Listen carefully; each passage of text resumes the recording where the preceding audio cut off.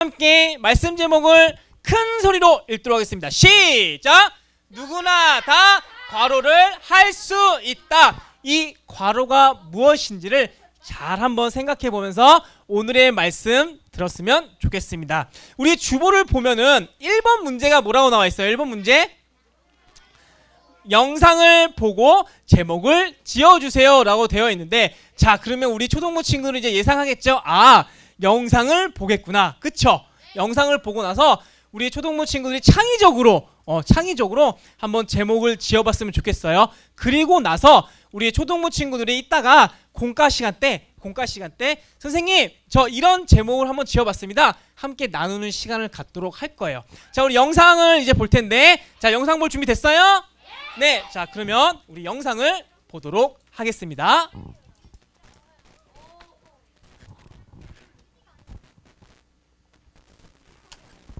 Sentinels right at the top. Now Williams. Oh, defensive error! Fernandez scored the goal of the season as a goalkeeper. Right at the end of the season.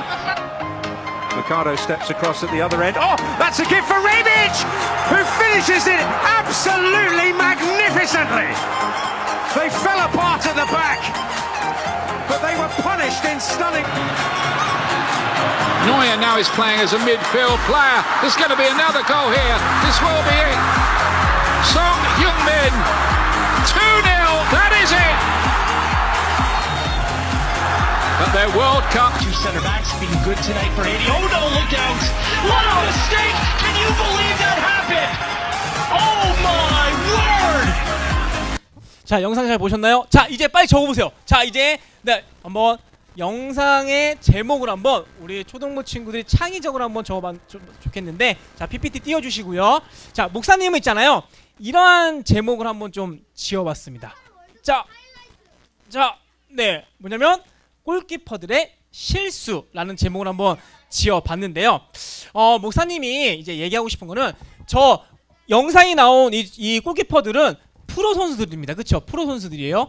굉장히 실력이 뛰어난데 저렇게 실수를 합니다. 다시 말해서 사람은 누구나 다 실수를 한다. 오늘의 말씀 제목의 괄호겠죠. 그렇죠? 사람은 누구나 다 실수를 합니다.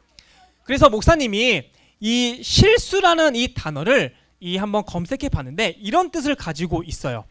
마음은 그러고 싶지 않은데 반대되는 행동. 다시 말씀드릴게요. 실수라는 뜻은 마음은 그렇지 않은데 반대되는 행동을 실수라고 이야기합니다. 사람이기 때문에 실수를 해요. 만약에 우리가 단 한 번도 실수를 안 해봤다라고 하면 그것은 로봇이에요. 기계입니다. 그런데 여기에서 이제 중요한 말이 나와요. 목사님이나 우리 초등부 친구들은 다 누구나 다 실수를 합니다. 하지만 실수 이후에 대처가 굉장히 중요합니다. 왜냐하면 이 실수를 통해서 어떠한 사람은 더 멋있고 성장한 사람이 되는가 반면 어떠한 사람은 이 실수 때문에 망하는 사람이 있기 때문이에요. 과연 우리는 어떻게 이 실수를 잘 대처를 해야지 멋진 사람, 성장할 수 있는 사람이 될지를 오늘의 말씀을 통해서 우리 한번 보도록 할게요. 우리가 여호수아 19장 우리 51절 말씀을 우리 같이 함께 읽어볼게요. 여호수아 19장 51절 말씀 우리 함께 큰 소리로 읽도록 하겠습니다. 시작! 제사장 엘르아살과 눈의 아들 여호수아와 이스라엘 자손의 지파의 족장들이 실로에 있는 회막문 여호와 앞에서 제비 뽑아 나눈 기업이 이러하니라. 이에 땅 나누는 일을 마쳤더라. 이제 드디어 땅 분배 이야기가 마무리되는 시점입니다. 그리고 나서 오늘의 이야기가 시작되는데 우리 20절 제목에 보면 있잖아요. 1절 위에 보면 제목이 나와 있거든요. 뭐라고 나와 있죠? 뭐라고 나와 있어요? 20장. 그죠? 도피성 이야기 나옵니다.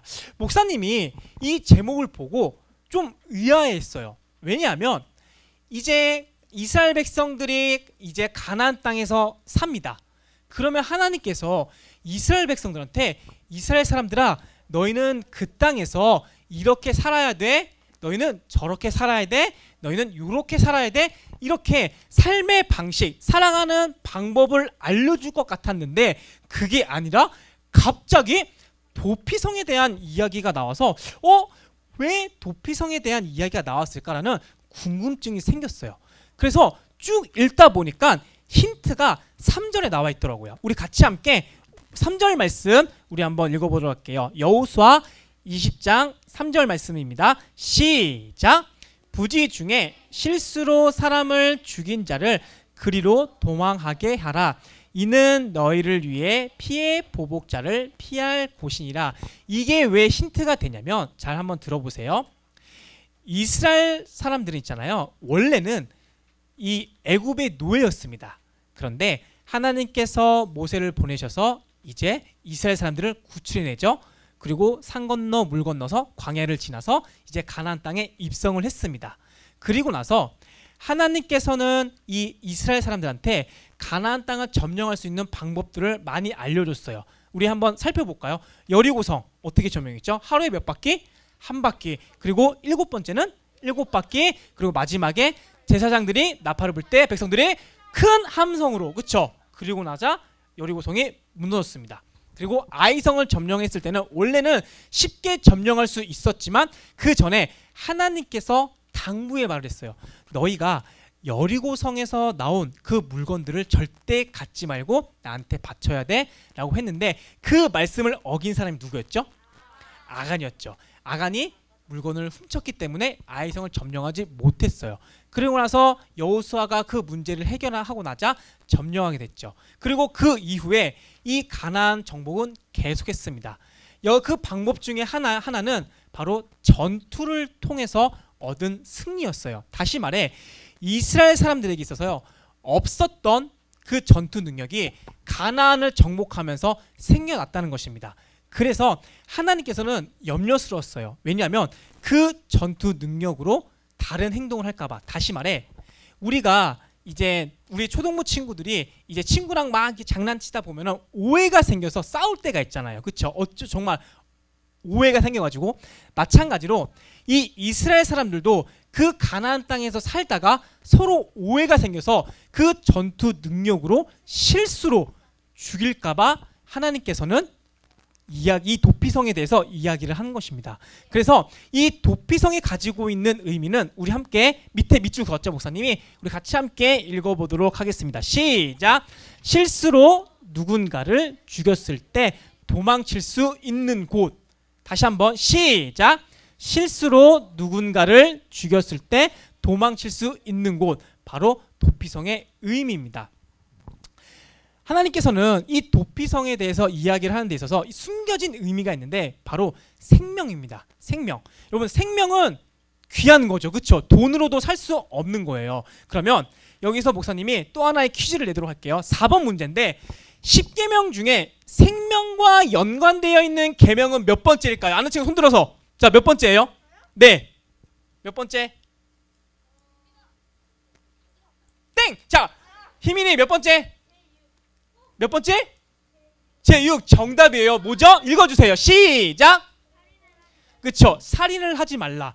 하나님께서는 십계명에서도 얘기했듯이 이 생명은 너무나도 중요하기 때문에 이 도피성 이야기에 숨겨놓고 이제 그 6번째 계명인 살인하지 말라라는 그런 의미도 지금 이야기를 하고 있습니다.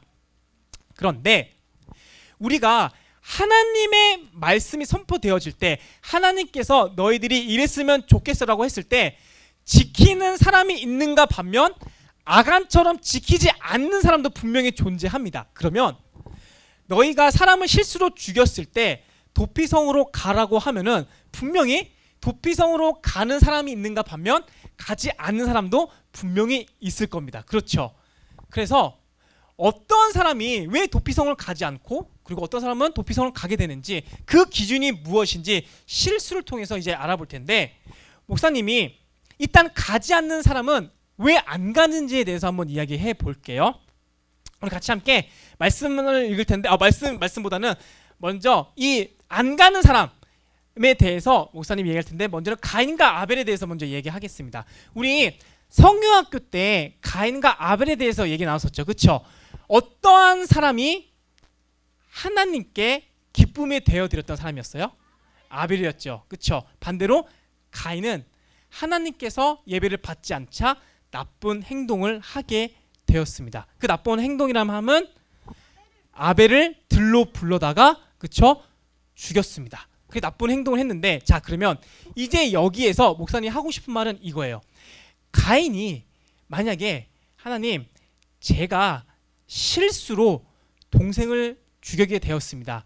제가 제 분에 못 이겨서 하나님 제가 실수로 동생을 죽였습니다라고 했으면 아마 상황은 달라졌을 거예요. 하지만 가인은 있잖아요. 이렇게 이야기를 했습니다.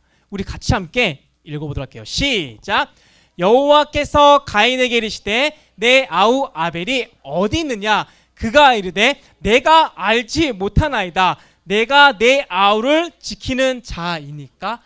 한번 생각해 볼까요? 하나님께서 진짜 몰라서 가인에게 물어본 것일까요?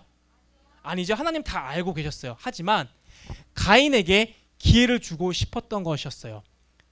너가 동생 아벨을 죽였지만 너가 나한테 잘못했다고 실수했다고 그렇게 얘기했다고 하면은 나는 너한테 도피성 같이 살 길을 줬을 거야. 여러분 이후에 있잖아요. 가인은 저주를 받아서 사람들한테 쫓기는 신세가 되었다고 성경에 기록되어 있습니다. 여러분 우리 저번 주에 기회를 살려서 축복받은 인물이 있었죠. 성경 인물 누구죠? 네 글자. 아니에요.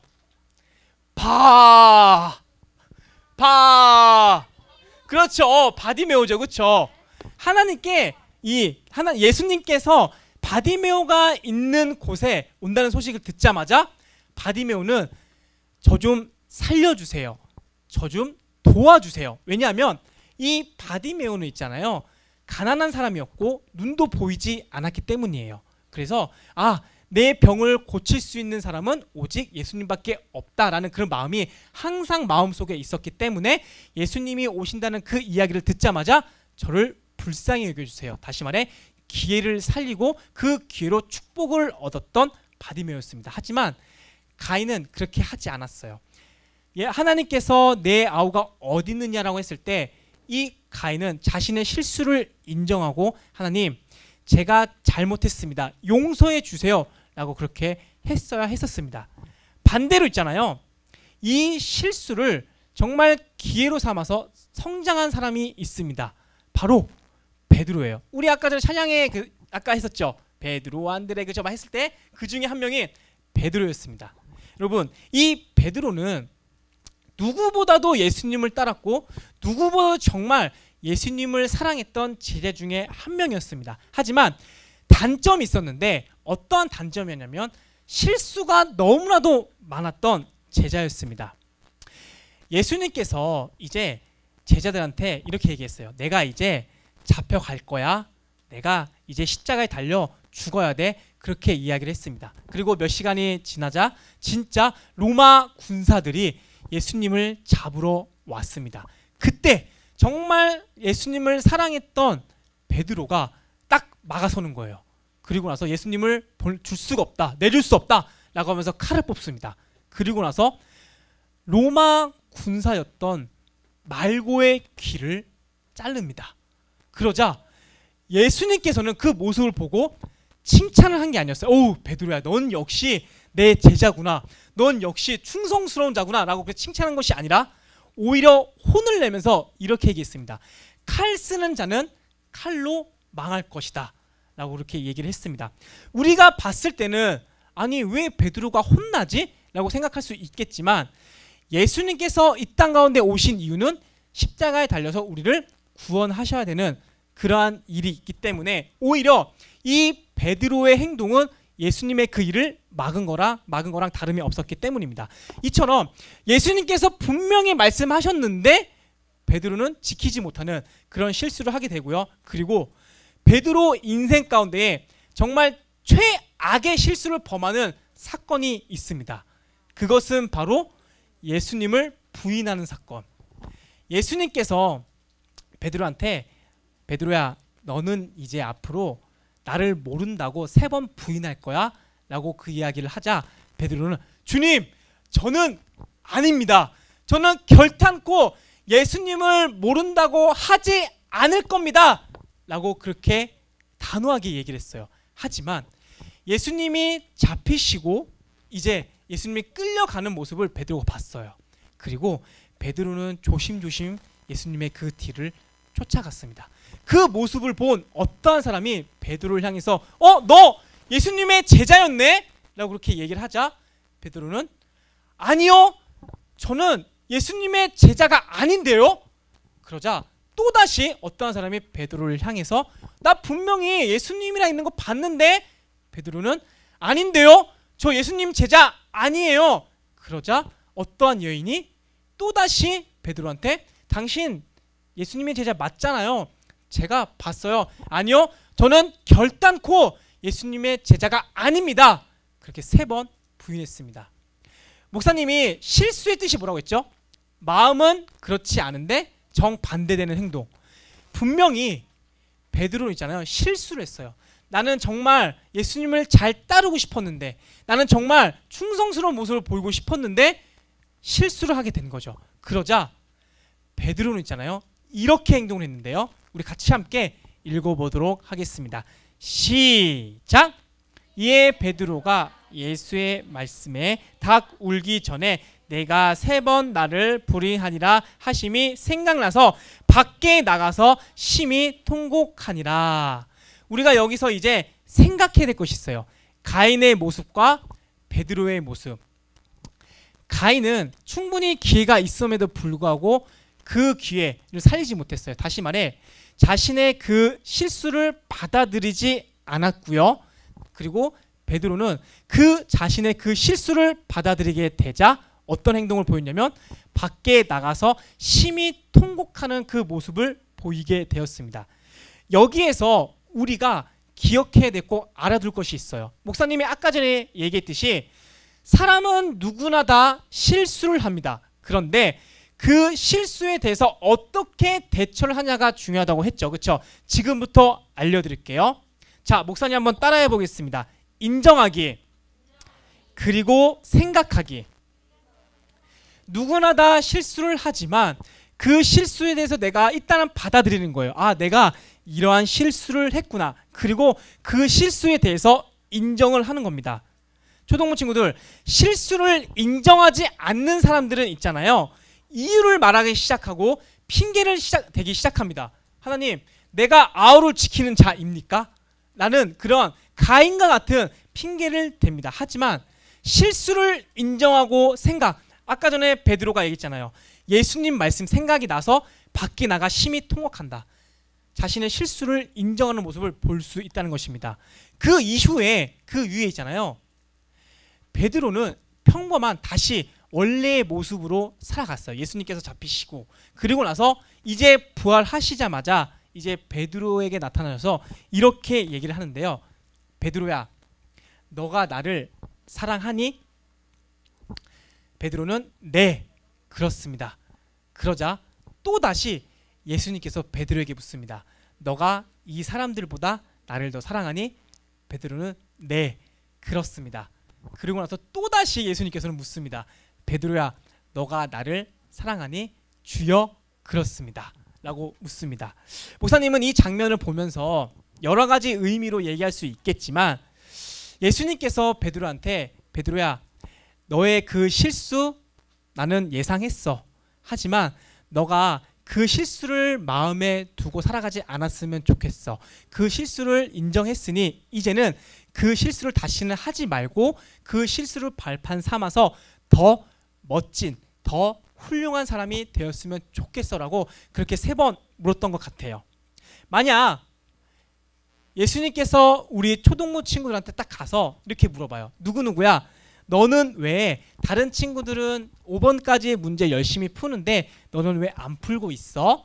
이렇게 똑같이 3번 묻는다고 하면 그 친구는 어떻게 대답을 할까요? 하지만 그렇게 물어본 이유가 있을 거예요. 왜냐하면 그렇게 한 행동들이 실수라고 생각하기 때문이죠. 다시 말해서 충분히 할 수 있는데도 불구하고 안 했기 때문에 실수로라고 그냥 여기고 싶어서 그렇게 묻는 것이라고 목사님 생각이 돼요. 목사님도 마찬가지로 생각이 돼요. 우리 초동부 친구들이 우리 같이 함께 기도할까요? 찬양할까요? 이렇게 했는데 안 해요. 그러면 묻는 거예요. 누구누구야? 주원아, 너는 왜 기도 시간 때 기도 안 했어? 똑같이 3번 물어본다고 하면 우리 주원이는 이렇게 생각할 거예요. 아, 목사님이 이렇게 물어본 이유는 내가 할 수 있는데 내가 안 해서 물어보는 것이구나. 아, 내가 실수한 것이구나. 이제는 다음부터 안 해야지. 실수를 인정하고 받아들이는 사람의 모습입니다. 자신의 실수를 인정하는 것. 아, 내가 안 한 거구나. 내가 다시는 안 해야지. 그런 모습이 있어야 돼요. 그렇게 물어봤을 때 아, 저 그냥 귀찮아서요. 그냥 내 친구가 안 해서요. 그렇게 대답하기보다는 먼저 그것을 받아들이는 거예요. 그리고 그 실수를 안 하는 것이 성장한 사람의 모습이라는 것입니다. 우리 모든 초동부 친구들은 베드로처럼 또한 실수할 수 있어요. 하지만 그 실수를 이제 먼저는 인정하고 그 실수를 발판 삼아서 멋지게 성공한 사람이 되었으면 좋겠습니다. 그렇게 되길 예수님의 이름으로 축복하겠습니다.